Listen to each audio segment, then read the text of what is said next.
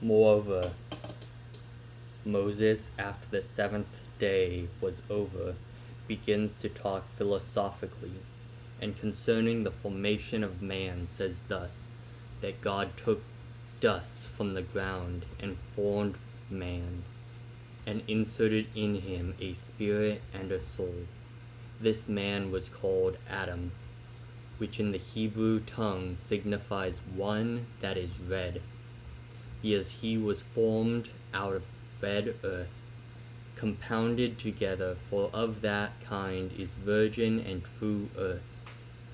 God also presented the living creatures when he had made them according to their kinds, both male and female. To Adam, who gave them those names by which they are still called. But when he saw that Adam had no female companion, no society, for there was no such created, and that he wondered at the other animals which were male and female, he laid him asleep, and took away one of his ribs, and out of it formed the woman. Whereupon Adam knew her, when she was brought to him, and acknowledged that she was made out of himself. Now a woman is called in the Hebrew tongue Isah, but the name of this woman was Eve, which signifies the mother of all living. Number 3. Moses says further that God planted a paradise in the east, flourishing with all sorts of trees, and that among them was the tree of life, and another of knowledge, whereby was to be known what was good and evil. And that when he brought Adam and his wife into this garden, he commanded them to take care of the plants. Now the garden was watered by one river, which ran round about the whole earth, and was parted into 4 parts.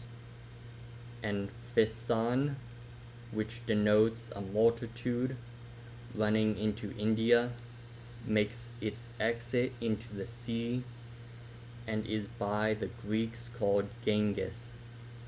Euphrates also, as well as Tigris, goes down into the Red Sea. Now the name Euphrates, or Pharath, denotes either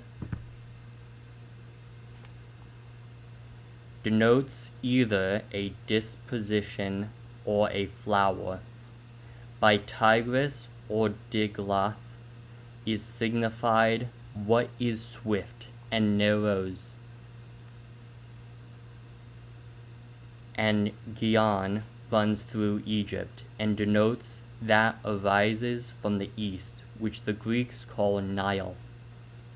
God therefore commanded that Adam and his wife should eat of all the rest of the plants, but to abstain from the tree of knowledge, and foretold to them that if they touched it, it would prove their destruction.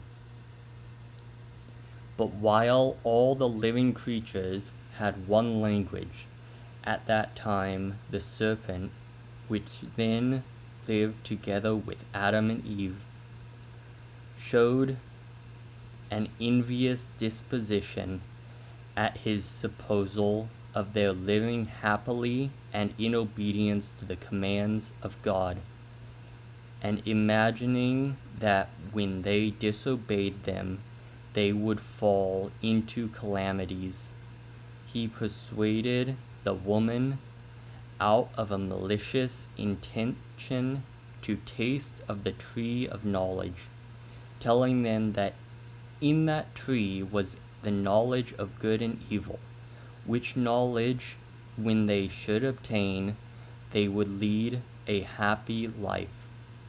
Nay, a life not inferior to that of God.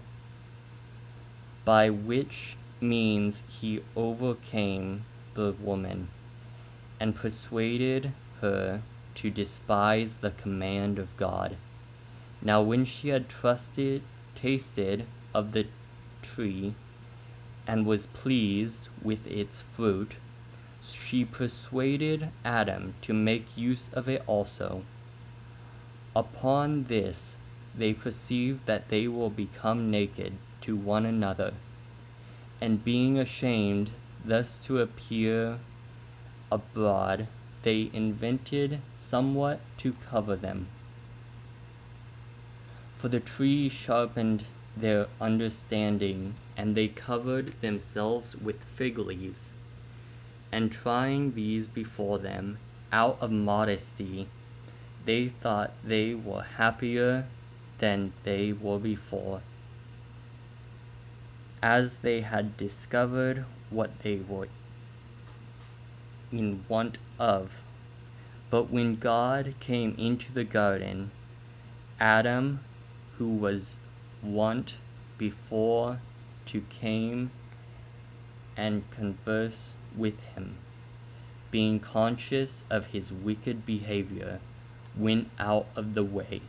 This behavior surprised God, and he asked what was the cause of this his procedure, and why he, that before delighted in that conversation, did now fly from it, and avoid it.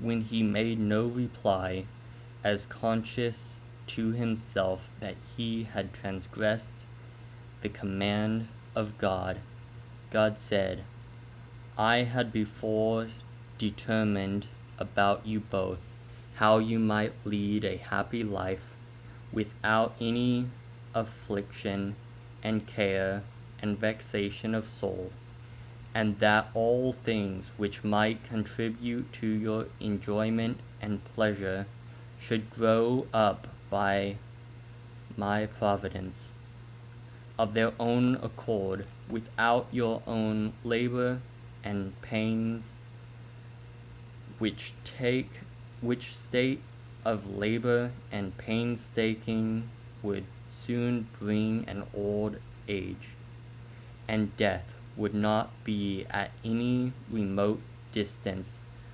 But now thou hast abused this my good will, and hast disobeyed my commands, for thy silence is not the sign of thy virtue, but of thy evil conscience. However, Adam excused his sin and entreated God not to be angry at him, and laid the blame of what was done upon his wife, and said that he was deceived by her, and thence became an offender, while she again accused the serpent.